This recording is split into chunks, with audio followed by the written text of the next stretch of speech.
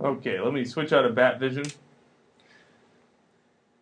Alright, so this video is the understanding of cool things you could do with manual shutter.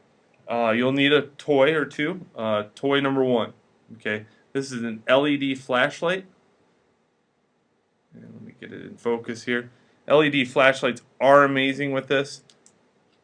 They cast a really super bright light, and this one goes from red or a whitish blue. And it looks more blue here because the fact that film picks up blue, not white light. So, another thing, we have a laser pointer. That's always fun. Okay, so this one's a remote laser pointer, green, and they come in various colors nowadays. So, things that broadcast light. Another thing you can kind of play with is the fact that you have an off-camera flash. Let me see if I have one of those laying around here. Yep, one right here. So here's an SB200 or SB600, okay, and it's got the ability to trigger it manually. Okay, that's a cool toy. Let's see, another one. You can get these at Lowe's. So you press this, you got lights. Okay, so just look for cool flashlights. Stay away from the incandescent halogen bulbs. They're not very good lighters. Work, but please don't use lighters in school. And I think that's it. So we got our toys, and you know what I have in my arsenal. What I'm going to be doing is kind of using aperture here to show you how the settings work and what they look like real time after I take a picture. So technically, I have the camera tethered, and if you're unsure on how to tether a camera, please check my other video on tethering a camera. I should be able to manually open the shutter and close it, and the picture should appear here in aperture. Good. Alright. Now, you should aim your camera so you know where it's at. And I would suggest you have it really wide open, like the lens is way back. You have not zoomed in on an area because you're going to need a large area for this. Okay, I'm going to turn off all the lights in the studio.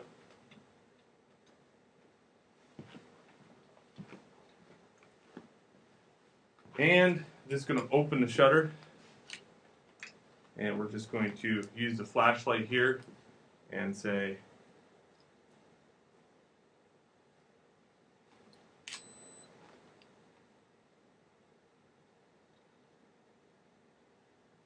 pretty neat, right? You know you always wanted to do that. So what I did, I opened the shutter, I'm just taking the flashlight and passing it in front of the lens a few times, trying not to directly go into the lens at all, but writing with light. And you can mix it up a little bit.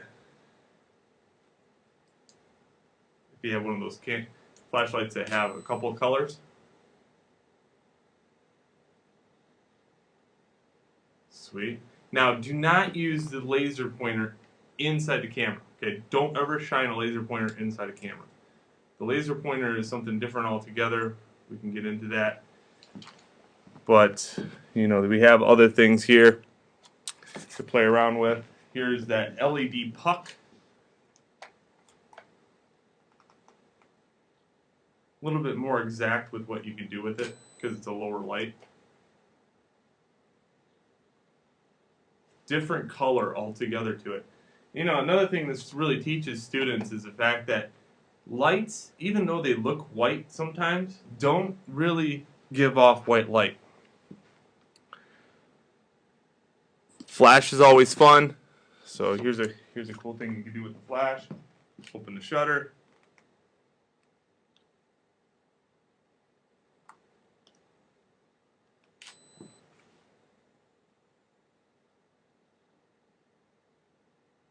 Okay. Pretty neat. And then you got your standard everyday flashlight, the boring stuff, but you know, it's kind of interesting how that goes.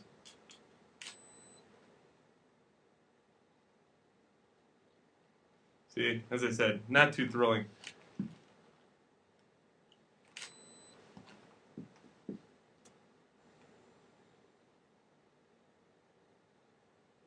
All right, so that is painting with light. You're going to find all kinds of crazy things to do with it, and I'm going to leave it open to the imagination. There is no limit, really. You just got to think about what's in the lab and how to use it.